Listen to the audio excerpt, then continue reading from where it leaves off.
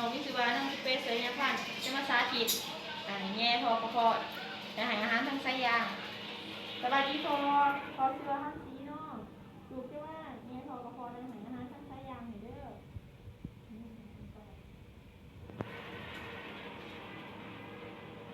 ที่แรกขึ้นช่วงที่สองอยู่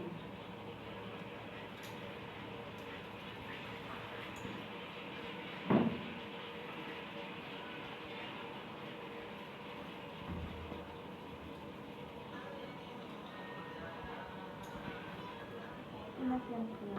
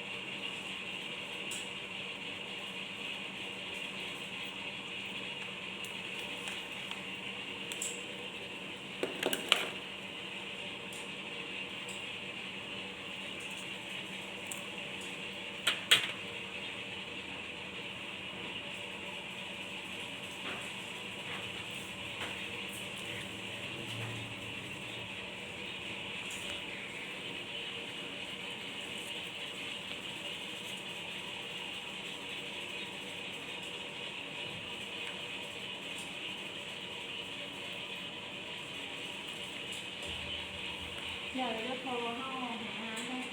ห้องเนี้ยเราก็เดี๋ยวจะพอนี่เราจะมาให้อาหารที่ใช้ยาเลยเด้อ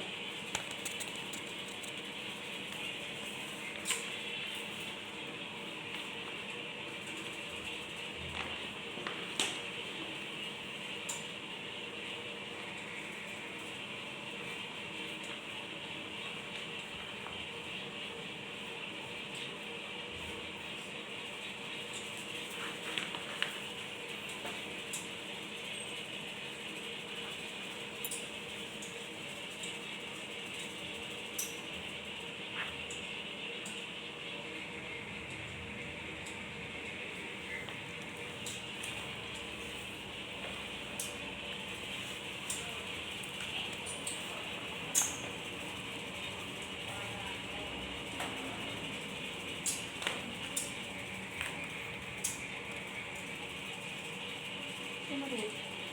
น้ำออกมาตามไป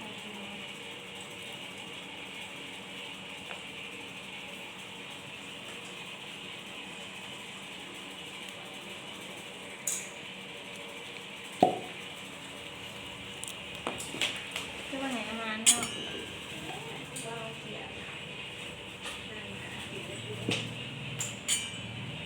น้ำเนาะเขาจะมาให้ยาจะมาให้น้ำจะมาให้น้ำซ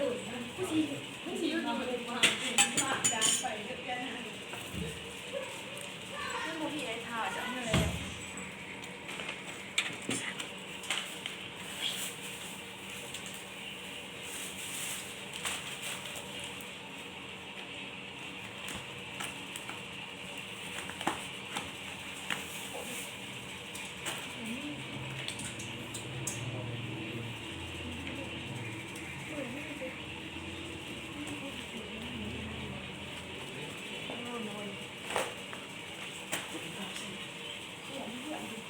เนื้อนอกแม่อาหารทำหลายอย่าง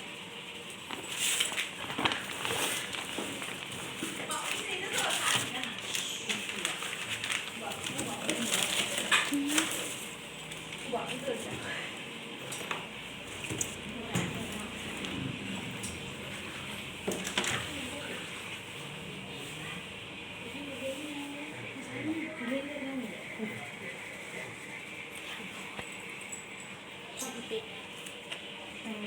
แนะนำให้พี่น้องให้เก็บถ้ามีเนี้ยผิดปกติอยากให้ไปแจ้งทันเนาะเด้อ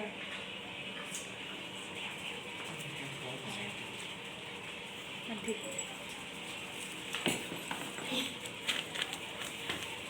นอกกลุ่มนอกในนอกได้หายอาหาร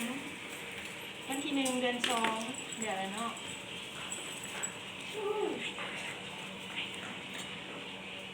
หายอาหารหายยาหายน้ำเดี๋ยวแล้วเนาะ